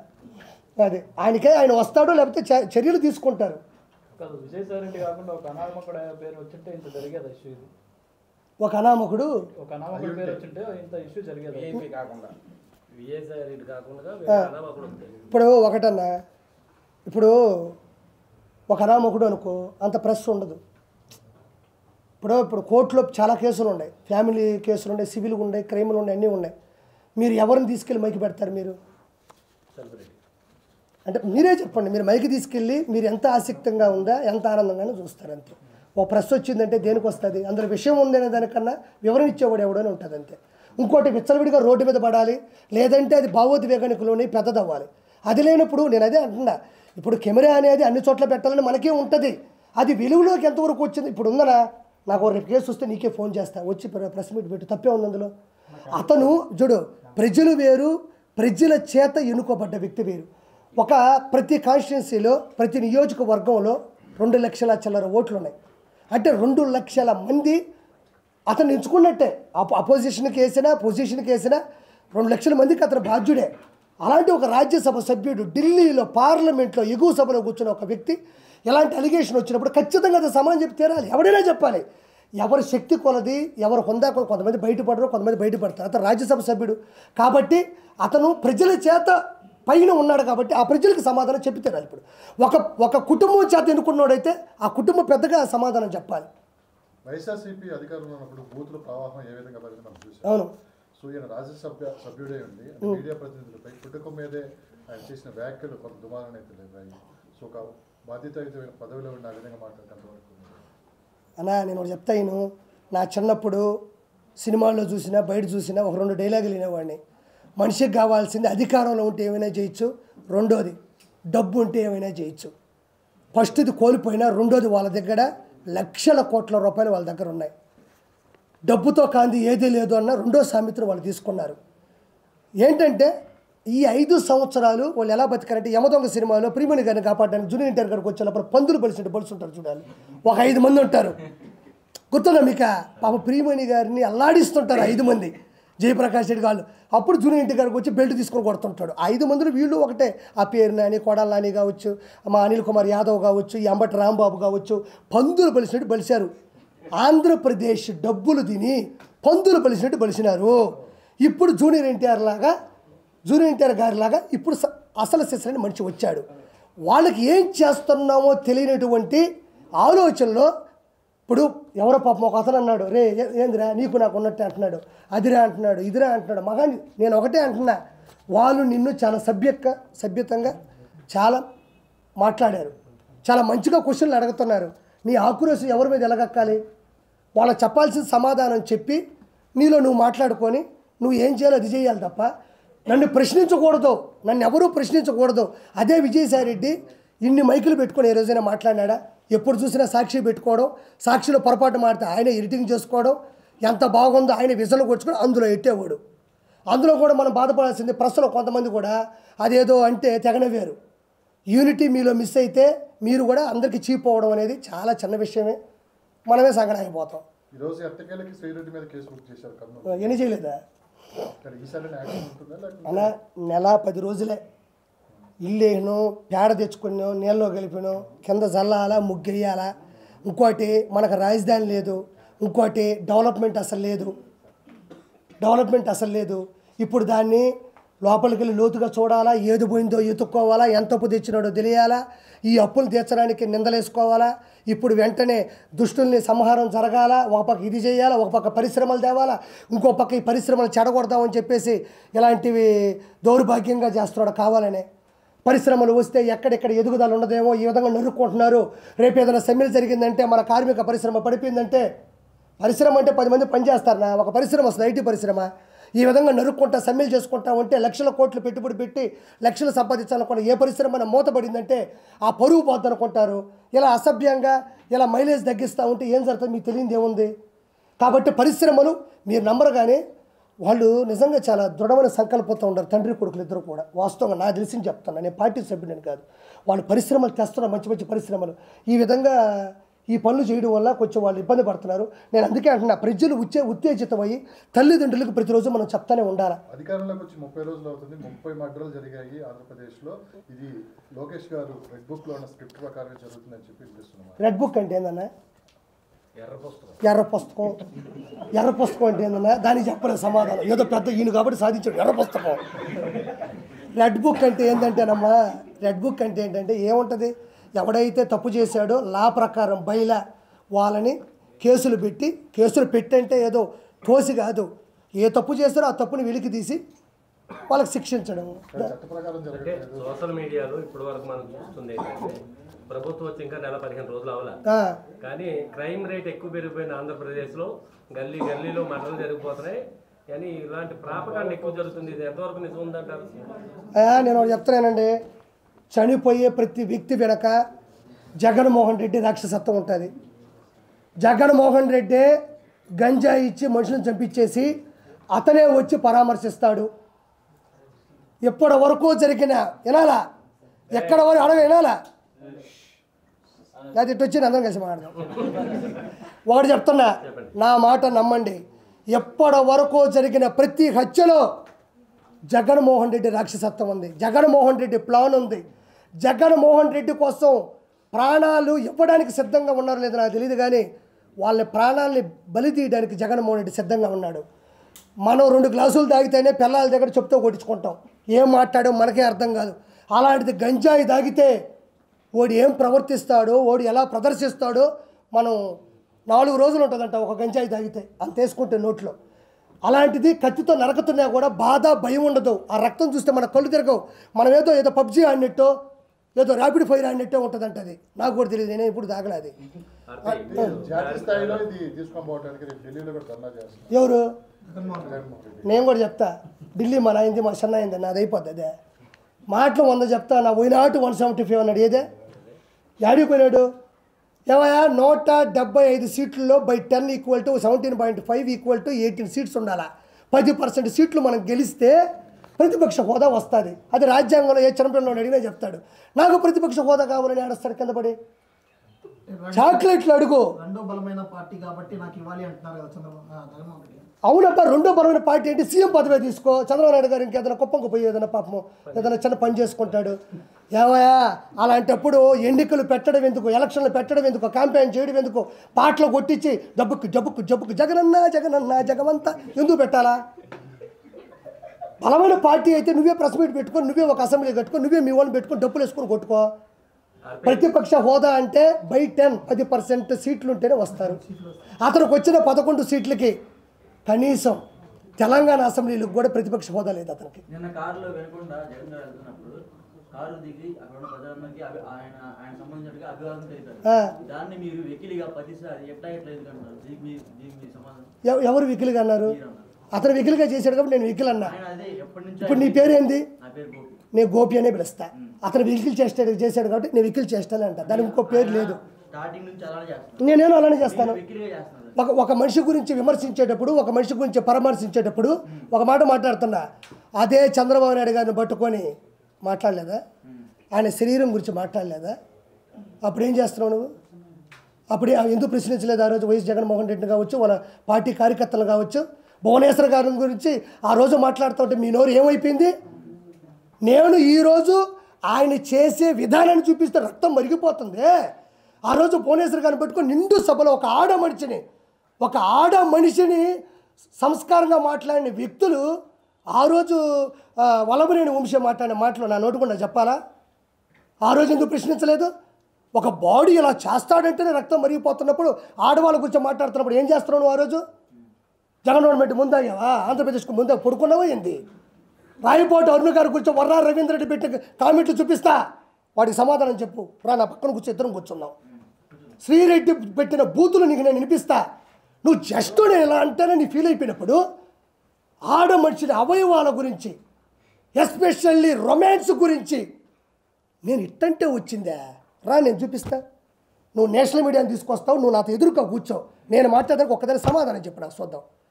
బాడీ షేములు నీకు బొల్లు రండి సార్, బొల్లు వచ్చింది, గంట గంట గంట గంట కూర్చోలేవు నువ్వు, ముసలి నా కొడక వినండి సార్. ఏం తప్పే జరిగింది తెలియాలి కదా ప్రజలకి. ఆయన అడిగాడు, నేను సమాధానం ఇవ్వాలిగా. నేను తప్పించుకుని వెళ్ళాల్సిన అవసరం ఏమన్నా మామూలు బూతులు ఈ రోజు కాదండి, రేపైనా అవే మాట్లాడతారు అసెంబ్లీలో వాళ్ళు. ఈ రోజుతో ఆగిపోతుంది. వెన్నుపోటు పొడిచాడు, గుండెపోటు, ఈ రోజుతో ఇవి ఆగవు. నన్ను అడిగాడు కాబట్టి నేను ప్రశ్నిస్తుండా. చంద్రబాబు నాయుడు గారిని వయసు తారతమ్యాలు లేకుండా ఎన్ని బూతులు మాట్లాడినారో. పవన్ కళ్యాణ్ గారి గురించి 3 పెళ్ళిళ్ళు మాట్లాడుతుంటే ఏమైపోయింది? 3 పెళ్ళిళ్ళు సభ్య సమాజంలో ఆయనకు నచ్చల, విడాకులు తీసుకున్నాడు, బయల్లా లాయర్ని పెట్టుకున్నాడు. వాళ్ళు పడ్డారు, వాళ్ళు ఏరే పెళ్లి చేసుకున్నారు, పిల్లకాయలు కనుక్కున్నారు. ఏదో బుల్లెట్ తగులుతుంటే హీరోకి చివరిలో నొక్కుతుంటారు చూడు, అక్కడ నొక్కితేనే హీరో కింద పడుతుంటాడు. ఈరోజు ఏమైంది? ప్రెషర్ కుక్కర్ పేలింది. పవన్ కళ్యాణ్ గారికి 100% వచ్చింది. వైఎస్ జగన్మోహన్ రెడ్డి గంజాయిలు ప్రేరేపించే ఈరోజు ఈ విధంగా జరుగుతున్నాయి. నేను ఎప్పుడూ ప్రెస్లో ఎవ్వరు ఏ సమాధానం అడిగినా నేను నిలబడే చెప్తా. నాకు తెలియదు అనేదంటే ఏది ఉండదు. మీరు ఏదైనా అడగండి. జగన్మోహన్ రెడ్డి అన్నారు, జగన్మోహన్ శ్రీరెడ్డి నన్ను అనిందయ్యా, మా ఇంట్లో ఆడవాళ్ళని అనిందయ్యా. నేనేమన్నాను? వేమిరెడ్డి గారి గురించి తప్పుగా మాట్లాడితే ప్రసన్న కుమార్ రెడ్డి నేను మాట్లాడినా. ఇప్పటికీ ఎవరు గుర్తించట్లేదండి శ్రీరెడ్డిని? గుర్తించే అవకాశం ఉందా? ఎవరు దేనికి ఎట్లా వాళ్ళు గుర్తించట్లేదు? గుర్తించాల్సిన సమయంలో అధికారంలో ఉన్నారు. ఇప్పుడు పోయిన తర్వాత ఏమిస్తారు? జగన్మోహన్ రెడ్డి గారు అసెంబ్లీకి వస్తారా రారా అని చెప్పి మీరు క్వశ్చన్ చేశారు. ఇవాళ వైఎస్ఆర్సీపీ పార్లమెంటరీ పార్టీ సమావేశం జరిగింది. ఆ సమావేశంలో చాలా స్పష్టంగా చెప్పారు జగన్మోహన్ రెడ్డి గారు, అసెంబ్లీకి వస్తాను, ఈ సమావేశంలో నిరసన తెలుపుతా ఈ హత్య రాజకీయాల మీద అన్నారు. మీరు అడిగిన దానికి క్లారిటీ. Okay done. ఈ హత్య రాజకీయాల మీద నేను అసెంబ్లీకి వచ్చి నిరసన చేస్తా అంటున్నాడు. నాకు చాలా సంతోషంగా ఉంది. అసెంబ్లీకి వచ్చి ఏం చేస్తాం? ఫస్ట్ దిష్టి తీస్తాం, ఒక పాట ప్రిపేర్ చేయించి గురుగారు వస్తుంటే ముందర క్యాంపెయిన్ పెట్టి సీఎం సీట్లో ఆయన కూర్చోబెట్టి చంద్రబాబు గారు మేమంతా ఒక పక్కన కూర్చొని నీ అసెంబ్లీ నీదే నువ్వే తీసుకో అంటాం. ఏం చేస్తాం? వచ్చి కూర్చుంటాడు, సభ జరుగుతూ ఉంటుంది, ఎవరి ప్రశ్నలు వాళ్ళు స్పీకర్ గారి ముందు మాట్లాడుతూ ఉంటారు, ఆయన ప్రశ్నలు ఆయన సంధిస్తారు.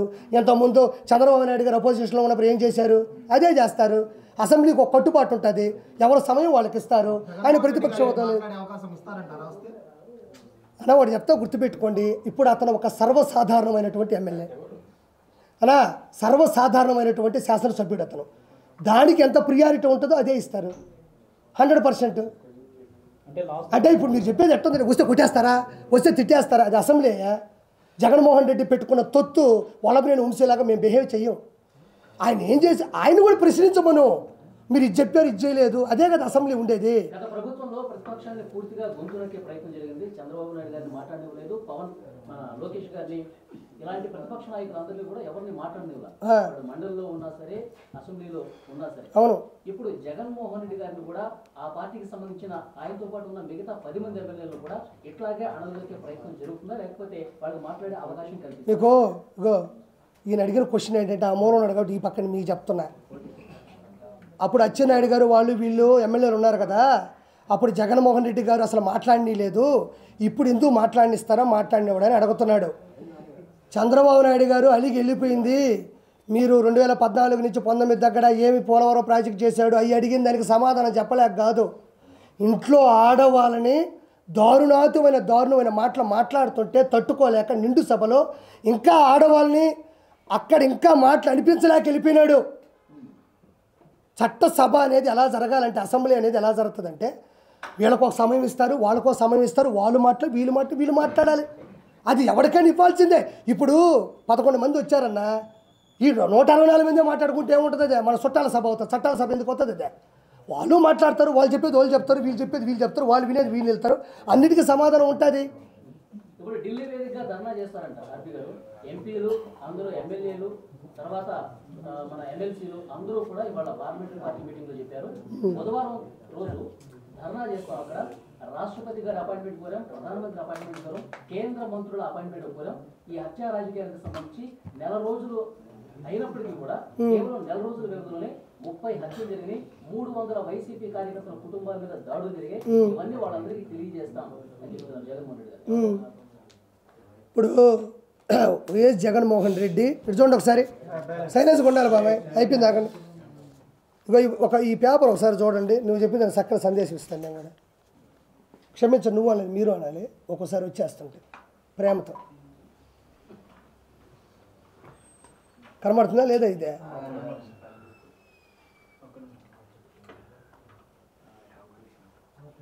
ఓకేనా? ఇది చూద్దాం. 2019 నుంచి ఈ రికార్డ్స్ నుంచి తీసుకున్నా, ఈ చట్టంగా ఉన్నట్టు 2019 నుంచి 2024 మధ్యన జగన్ పాలనలో హత్యలు చూడండి సార్. క్రమ సంఖ్య 1, వివిధ కేటగిరీలు సంఖ్య 3, బీసీ 300 మంది, ఎస్సీ ఎస్టీలు 188 మంది, మైనారిటీ సభ్యులు 11 మంది, మహిళలు 991, పార్టీ కార్యకర్తలు 79, ఎన్నికల కోడ్ సమయంలో హత్యలు 13, ఎన్నికల తర్వాత జరిగిన హత్యలు 6, మొత్తం 1588.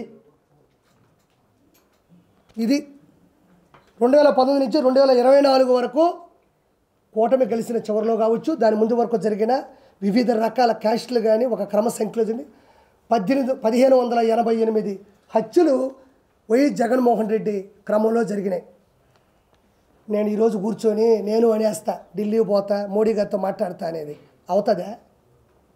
నేను జగన్మోహన్ రెడ్డి ఇద్దరం ఒకటే. ఇప్పుడు నేను జగన్మోహన్ రెడ్డి ఇద్దరం ఒకటే, కిరా కార్పి జగన్మోహన్ రెడ్డి ఇద్దరం ఒకటే. మాజీ సీఎం కదండి, మరి మీరేం చేశారు? ఎవరు ఇప్పుడు మాజీ సీఎం అయితే, మాజీ ఉంటే ఎంత తేడా వస్తుంది తెలుసు నీకు? ఇప్పుడు నేను మాజీ సీఎం అంటున్నాడన్నా, ఇప్పుడు ఆర్పి గారు ఆయన ఎమ్మెల్యే, ఆయన ఒక ప్రజాప్రతినిధి. అవును నేను అంటున్నానబ్బా, నా ఆలోచన దృష్టిలో జగన్మోహన్ రెడ్డి నేను ఒకటే. నేను ఏం చేయలేడు, ఆయన ఏం చేయలేడు. ఏమన్నా చేస్తే ఇంకో ప్రెస్ మీట్ పెడతా, నేనే మాట్లాడతా. ఏమీ చేయలేడు, చింతకాయలు కూడా రాలవయ్యి. చెప్తున్నాడు కదా, మనిషి చచ్చిపోతే 15,000 ఇచ్చారా, 15,000 ఇచ్చారా, 15,000 ఇచ్చారా? అక్కడ తెలియదా మనిషి వ్యక్తిత్వం ఎలా ఉంది, సైకలాజికల్గా ఎలా ఉంది? గుర్తుపెట్టుకో, ఇంకో 3-4 మంత్స్లో జగన్మోహన్ రెడ్డికి శస్త్రచికిత్స ఎర్రగడ్డలో కావాలి. ఇప్పుడు నుంచే టోకన్ తీసుకుంటే చాలా మంచిది, అందులో నో డౌట్. సీఎం పదవులుగా జగన్మోహన్ రెడ్డి గారికి ఎక్కడికైనా వెళ్ళాలన్నా పరదాలు కట్టుకుని అక్కడ చెట్లన్నీ నాశనం చేశారు. అవును, నిన్న అదేం లేదు, మరి ఎలా వెళ్ళారంట? ఏది నిన్న వినుకొండ వెళ్ళారు కదా సార్. ఇప్పుడు పరదాల్లో లేవని ఎవరు చెప్పారు మీకు?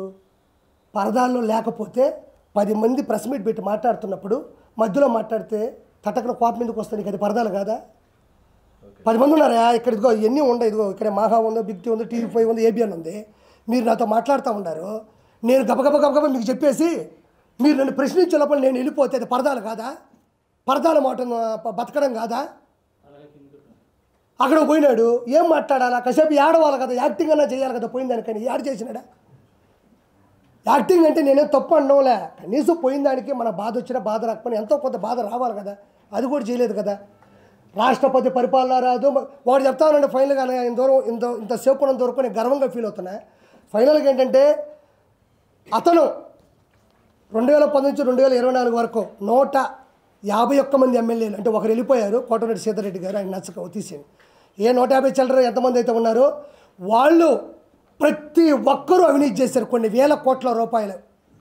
వాళ్ళు ఏమనుకున్నారంటే రాబోయేది మనమే, రాబోయే 30 సంవత్సరాలు మనమే అని ఏ తప్పును కూడా కప్పి పెట్టే ప్రయత్నం చేయలేదు, కప్పి పెట్టలేదు, అలా వదిలేశారు, టు బి కంటిన్యూడ్. ఇప్పుడు నేను చెప్తున్నా, ఈ 5 సంవత్సరాల్లో 150 మంది ఎమ్మెల్యేలు జైలుకి వెళ్ళబోతున్నారు బై లా. నాకు తెలుసు, నెల్లూరులో నేను చూశాను, యంగడగిరిలో చూసా, సూర్యాపేట చూసా, కోవూరు చూసా, కావలి చూసా, ఆత్మకూరు చూసా, 150 మంది వెళ్ళబోతూ ఉన్నారు. మీరు అడిగిన దానికి ఒకటే, ప్రతి ఒక్కరూ అవినీతి చేశారు. వాళ్ళు ఏ పదవి పోతున్నారు నాకా మీరు అనుకుంది ఎవరు? నేను ఎప్పుడు ఏది అనుకోలేదు, నేను జీవితంలో ఏది అనుకోను, అటు పోతూ ఉంటా. అనుకుంది అనిపిస్తుంది. మొన్న చెప్పి వెంకటేశ్వర స్వామిని, నేను అంతసారి ఇంకోసారి చెప్పండి. పవన్ కళ్యాణ్ గారికి థ్రెట్ ఉందని చెప్పి ఇంటెలిజెన్స్ బ్యూరో హెచ్చరించింది. మీరు ఇన్ని ఆరోపణలు చేస్తారా, మీకేమైనా థ్రెట్ వచ్చే అవకాశం ఉంది? నాకా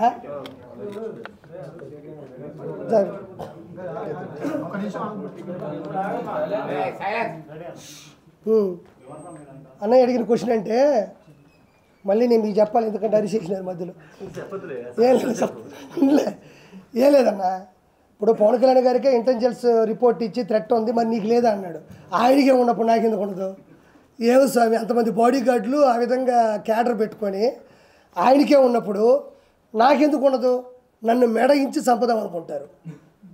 ఆ దైవ సంకల్పం నా సంకల్పం కాబట్టి బతుకున్నాను అంతే. ఇది 100% కరెక్ట్, అందులో నో డౌట్. సరే, లాస్ట్గా నిన్న జగ్గిరెడ్డి గారు ఎక్కడెక్కడి నుంచో తిప్పుకొచ్చి చిరంజీవి గారి ఫ్యామిలీ కార్డు ఇచ్చారు ఏదో సంగారెడ్డి నుంచి. ఏంటి ఎక్కడ ప్రపంచంలో ఏది జరిగినా అది చిరంజీవి గారి ఫ్యామిలీకి ఎందుకు తగిలిస్తారు? ఏముందలేండి, ఇప్పుడు ఒక మనిషి మీద ఇగో ఉండొచ్చు. ఇప్పుడు ఆయన పార్టీ పెట్టి వెళ్ళిపోయినా కూడా ఏమి అజాత శత్రువుగానే ఉన్నాడు తప్ప ఎవరు మాట అనేది లేదు. కాబట్టి నా 4 మాటలు మాట్లాడితే తగిలిస్తే బాగుంటుందని ఉద్దేశం. అంటే చిరంజీవికి సంబంధం ఏం కాదు. పోసాన గారికి చిరంజీవి గారికి ఏం సంబంధం? శ్రీరెడ్డి చిరంజీవి గారికి ఏం సంబంధం? అనవసరమైన సంబంధాలన్నీ ఆడాడే జరుగుతుంటాయి. ఆడ బీఆర్ఎస్కి టీడీపీ, మన బీఆర్ఎస్కి వైఎస్ఆర్సీపీకి ఏం సంబంధం? వాళ్ళ కడుపు మండింది కాబట్టి వాళ్ళకి. ఇదో అలా అలా చెప్పండి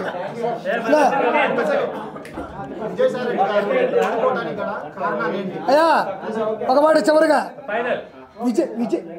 విజయసాయిరెడ్డి గారు ఓడిపోవడానికి కారణాలు ఏంటి అన్నాడు. కారణాలు కాదు, దారుణాలు. నెల్లూరు జిల్లాలో ఉండే కాన్స్టిట్యున్సీలో, మొత్తం కాన్స్టిట్యున్సీలో వేమిరెడ్డి ప్రభాకర్ రెడ్డి గారికి ఒక చరిత్ర ఉంది. ఒక హై స్థాయి పర్సన్.